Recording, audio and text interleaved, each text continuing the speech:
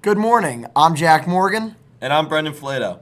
Welcome to the first Duke News of 2026.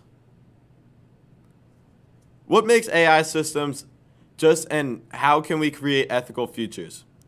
The Duquesne Center is hosting a hackathon from January 6th to the 20th called Hacking for Humanity. Hacking for Humanity is a hybrid hackathon that offers students a new way to engage with real-world social problems that can be improved with novel technological and policy solutions. This year's theme is Challenging AI, Injustice, Building Ethical Futures, and Building Ethical Futures. Join undergrad and grad students from the Pittsburgh area as they attempt to develop a new tech policy and solutions that tackle the world of generative AI. If interested in participating in this event, contact the Duquesne Center. Duquesne University's Palumbo Donahue School of Business has announced that 15 entrants have advanced to the semifinal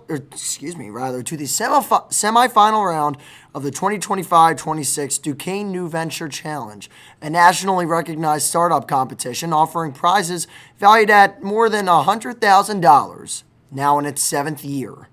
DVNC is a 3-stage competition that showcases innovative startup ideas from aspiring entrepreneurs across the U.S.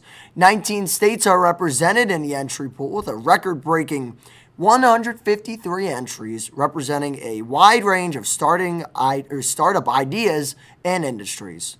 During the first stage of the competition, entrants submitted a written business summary along with a 1-minute video elevator pitch. Third place was awarded to Nextando AI, second place went to Supporta, and the winner of the best video elevator pitch went to Training You. Semifinalists were selected by a panel of expert judges who evaluated submissions based on the strength of the management team, problem, or opportunity addressed, proposed solution, target market, implementation strategy, business model, financial outlook, and potential exit pathways.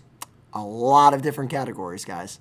We wish every semifinalist the best of luck in the next round of the competition. Now on to Nick for the weather. Thanks, guys. As we're getting ready for the weekend, and as you can see right there, that's our 48-hour stream. And the weather for it, well, I know we're going to be inside, but for everyone else, it's going to be pretty chilly, as you can see right here, a high of 33, and it's going to continue to get chilly today. As we get to Saturday, you can see called for snow, high of 36 and a low of 16. It's going to be super chilly. And on Sunday, not any better. You got a high of 24 and a low of 18. And like you see right here, you are going to get some snow on Saturday as we head through the weekend. But at least for a lot of us here at Duke News, or everyone here at DSTV, will be somewhat in a warm place. But as we get to Monday, I hope everybody enjoys their day off for MLK Day. Maybe even go down to the Power Center for a nice little tournament. Little preview for that to come. But you're gonna see it's freezing that day. High of 20, and that's you're not seeing things wrong. That is a low of 3 degrees. Oh man, please stay warm. Please bundle up. This is where frostbite and hypothermia, depending on where you're at, can start affecting people if you're not being careful. And it's just not really going to get much better through the week, as Tuesday's a high of 16 and a low of 12, and Wednesday is a high of 34 and a low of 22. So it's going to continue to keep being freezing. So I highly recommend everybody, if you don't have to go out, make sure you stay in, stay warm, make sure you keep your heat on, make sure you bundle up. If you do have to go out, make sure you are wearing gloves. Please make sure you're wearing gloves, because this is the time of year where people start getting sick. And again, especially on right there on Monday, 3 degrees, that's enough to cause some not good things if you're not keeping yourself warm. So yeah, and with that, I'm Nick Fernbaugh. Now back to you. Thank you, Nick. Tonight at 9 p.m. in the Union Ballroom, Duquesne Program Council is hosting Epic Bingo as a fun way to start off the second semester. This event is a campus-wide bingo night featuring multiple rounds, themed prizes, and interactive engagement. So come on down and kick off the semester with some fun activities for all students. I hear it's going to be very epic, Brendan. All right, now let's get to sports. Since the last time we were on air for you all on Duke News, the men's basketball team finished up non-conference play with big wins over Canisius and Cleary. They beat Canisius by 44 points and Cleary by 50, hence why I call them big wins. Perhaps that confidence bled into the first game of conference play as Duquesne beat Davidson on the road in front of a raucous Wildcat crowd, sold out as well, in North Carolina. Also, side notes, amongst the crowd was Steph Curry and a couple other Golden State Warriors players, so take that. This 2-OT victory was made possible due to the performance of Terrence Ginyard. TG had 24 points and hit big shot after big shot in the dub. However, from that point on, the Dukes have struggled. They are losers of their last 3 games, dropping contests to VCU, St. Joe's, and most recently, Dayton at home. Tomorrow at 12:30, tap into our live stream to see Duquesne take on Fordham from New York. We'll start our coverage on the 48-hour stream tomorrow at 12 p.m. Now, speaking of a situation like Bo Bichette that went from bad to worse for the Phillies, it is a much similar yet much worse situation for the women's team, as they are winless in conference play. I had to sneak that in there. They lost to GW on Wednesday, 59-45. The first half was absolutely brutal, as they only scored 14 points and shot under 22% from the field. Now, they did rebound in the second half, but it was too little, too late. After the game, Coach Dan Burt was quite blunt about the state of his team, saying that his team, quote, was probably a broken team at the moment. So, certainly something that the Dukes will look to work out and try and get some confidence back shooting the rock. They'll have a chance to do that on Sunday on the road against a undefeated in conference play Rhode Island Rams team. We will be streaming that as well on the DSTV 48-hour stream. Coverage begins at 1 p.m. Breaking news. On Thursday, the world of college basketball was hit with a bombshell as 20 people were charged in an alleged betting scheme that rigged NCAA and Chinese Basketball Association games. Several schools involved from Tulane, St. Louis, DePaul, and even Robert Morris. In the separate part of the indictment, it mentions 2 games that involved Duquesne that were allegedly affected. Those games involved players from St. Louis University and Fordham University. Jack and I had the chance to sit down and discuss everything and break down all the details for you all. Thank you, guys. The time is currently 1 o'clock on January 15th, 2026. The college basketball world was flipped upside down this morning by the indictment released coming out of Philadelphia. The indictment details the 20 individuals who are being charged on 1 count of bribery in sporting contests and conspiracy to commit wire fraud, along with 3 counts of wire fraud. I am now joined with Jack Morgan, the Duquesne beat reporter for A10 Talk. Jack, what do you know about the story? Yeah, absolutely. So there is a couple of situations where other A10 teams are involved, but let's talk directly about Duquesne. Duquesne was more so indirectly involved in this. I wouldn't say they're the victim because, as we're going to get into, it was actually these teams trying to tank to lose these games. Here's more on the specifics. Duquesne versus St. Louis at the UPMC Cooper Fieldhouse, February 20th, 2024. Duquesne was favored by over St. Louis by approximately 5 points in first half spread by most sports books in the United States and elsewhere. So before this game, and this is directly from the indictment paper, so I'm not making anything up here. This is actually what is said. For this game, fixers, including Marvis Farrelly and Roderick Winkler, and other acting at their direction, placed wagers with various sportsbooks totaling at least approximately $242,000 on Duquesne to cover the first half spread. In the process of fixing this game and placing these wagers, defendant Farrelly and other fixers communicated via text about the game and wagers. For example, on or about the date of the Duquesne game, defendant Farrelly texted a straw bettor, Duquesne first half, bet it. So, on that day of the game, another defendant, and this is the actual player for St. Louis, his name is Bradley Azuero, and Azuero, if you're wondering why he matters in this, other than him being the defendant here, There's a reason they picked him. He appeared in 22 games while starting 21 for St. Louis in the 1 year he spent there. He averaged 12 points and 6.2 rebounds. So there's a reason they went to him. Now, on to that. Duquesne actually did outscore St. Louis 41-27. So if you remember, the line was 5 points. They hit that. So the Fixers won their bets. Without the St. Louis players intentionally underperforming in the second half of the game, St. Louis actually played substantially better. They outscored Duquesne that second half 40-39. Duquesne did win that game 80-67. However, that does not matter in this case because they only bet the first half. So now, on to the second part, and perhaps the more wild part of this story, in my opinion, is the Duquesne-Fordham game, and this was 3 days later. So in an entire week, Duquesne had 2 games against teams who had players who were being bet on, who were, abiding in this betting scandal, rather. So, Elijah Gray and his teammates who played for Fordham, it's not confirmed who this teammate is, it's only called person number 4. They attempted to underperform and influence the game as they agreed.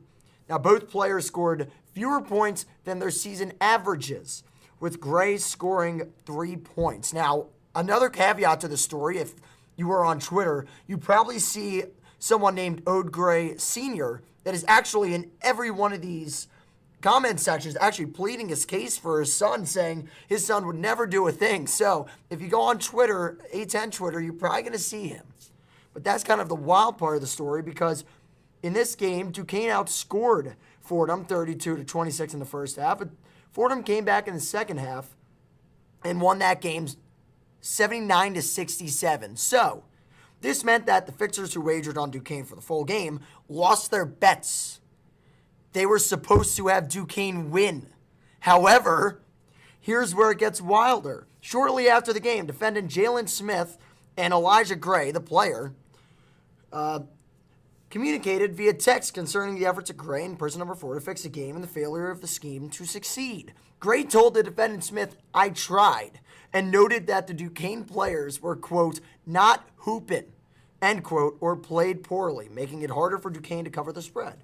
Defendant Smith told Gray, quote, "You did your job for sure," end quote, and bemoaned the fact that another Fordham player who was not involved in the scheme had an excellent game. Now, that's a stats up on your screen, and Brendan, just give me one guess who you think that one player they were talking about was. You're going to go with Rose, right? Yeah. And this is the crazy part about this, is that Duquesne actually was not a victim in either of these, right? They were trying to have Duquesne win. However, they succeeded the first time but failed the second time. So this story is crazy, and there's a lot of others like it. I want to give you one that I just saw, and I do think is pretty crazy, and it comes out of DePaul. And this quote is something that I think is a huge alarm for the entire NCAA. During the game on or about March 5th, 2024, defendant Jalen Smith texted Macabre Etienne to complain that one of the players who was not involved in the point-shaving scheme for DePaul needed to chill the, I can't say the other word, but out.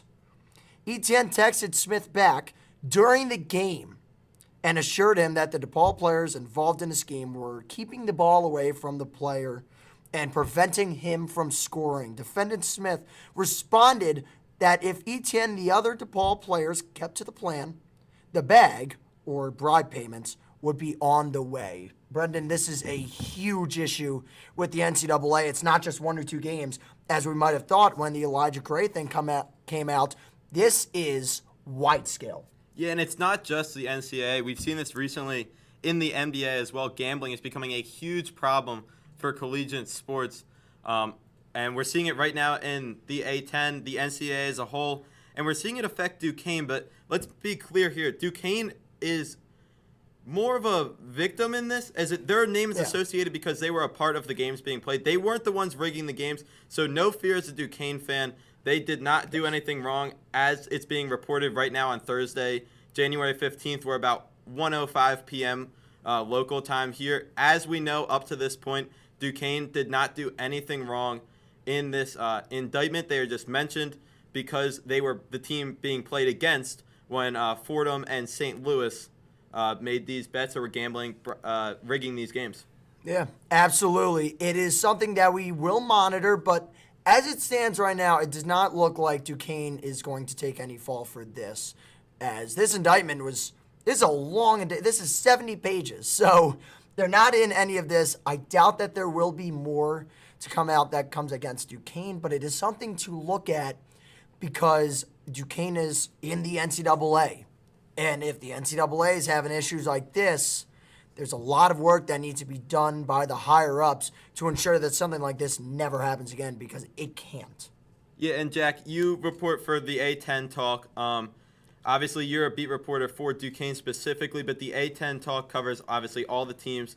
So you know a lot about different teams. We also saw LaSalle University mentioned in this. Can you tell us a little bit more about how they were included? Yeah, LaSalle was in a game against St. Bonaventure. This, actually, I do need to confirm the exact date. However, this was around the same time as the Duke. It was in the same week. I can tell you that for sure. That was the same week that Duquesne and St. Louis and Duquesne and Fordham were being bet on. So this was a wild week for the A10 unironically. And the way it is mentioned and the language in that is basically that they try to, the fixers, the defendants in this situation, tried to get LaSalle players. They tried to recruit LaSalle players to fix a game between LaSalle and St. Bonaventure. It did not happen. They did not, whether they got them or not, that bet did not hit. The spread, obviously betting on LaSalle to lose, it did not hit. So clearly, I think what people are saying is that they did not get any LaSalle players to willingly fix the games. And I think that also does give a lot of credit, dude. Fran Dunphy is a great coach, so I'm sure he's been with that program. Yeah, watch. Exactly. I think we were talking about it before this. I don't think it would. There was a lot of doubt that a team coached by Fran Dunphy would have any involvement in this in a direct manner. Speaking of LaSalle, Philadelphia school, another Philadelphia school, Temple. The story actually came out of Philadelphia. That's where the indictment was released. Temple University, a couple weeks back, had a similar issue with this. They ended up releasing one of their players. I know this is outside of the A10, but do you have any news related to that as we know of currently? Is there anything related to the Temple scandal that's in this indictment, or is that something separate from the NCAA? No, this is what I believe to be a direct kind of document in regards to that, because there was on October 29th when Wisconsin men's basketball forward Elijah Gray, he was dismissed from the program, and that raised a lot of alarm bells that eventually ended up leading to, hey, he was betting on games. But there are more people. But they had not released that until, I believe, late last night. January 14th is the exact date. However, it was not until this morning we really weren't talking about it, and there was nothing being put out about that. But since the kind of the onset of this morning and everyone waking up and seeing this, it has been wild. But it is this is what I believe to be a direct result of what happened to Elijah Gray, and this is kind of the huge fallout. He is listed in this indictment document, if I'm not mistaken, pretty close to the top. So certainly it's something that we'll have to monitor going forward. But listen, he's in this, and because of what went down with him, this is now us seeing the entire fallout from this situation. And listen, I think obviously there are a lot of punchlines to come out of this, and some of the stories, it's so unbelievable you have to laugh. I think the DePaul one for me it's so ridiculous. A guy is on the phone at halftime, or not even at halftime, in the middle of the game, texting a guy that he's fixing a game with. And that is just unbelievable to me. But it's so crazy and ridiculous, you sometimes laugh, but it's a very serious thing for the NCAA, and they got to figure this out, because if this happens again, I mean, you've already lost a lot of credibility and trust, not just in your players for having a fair, respectful game. You lost trust in your referees And we know that a lot of referee hate and kind of just yelling at the referees is happening in every single game now. So now referees are at a minimum because no one wants to grow up to be a referee and just get yelled at for the rest of the game, right? It's just a trickle-down effect that needs to be nipped in the bud. But I don't know how much of this bleeding you can stop if you're the NCAA, man. It's bad.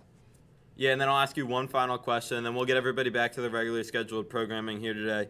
But the next two games, ironically, for Duquesne, Saturday, January 17th, 12:30 p.m. at Fordham, and then Tuesday, January 20th, in the UPMC Cooper Fieldhouse, St. Louis makes the trip to Pittsburgh.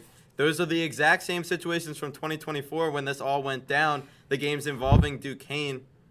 Jack, my first question, one, do you think that any of this will spill over into those games, or do you think that with the transfer portal and so many guys being gone now, that it might not impact the current players in the current game? And two, what kind of discipline do you think either the NCAA or the A10 is going to give to St. Louis, Fordham, or any other Atlantic 10 team that was possibly involved in this scandal? So I do believe that this gets tricky because Fordham and St. Louis do have new head coaches.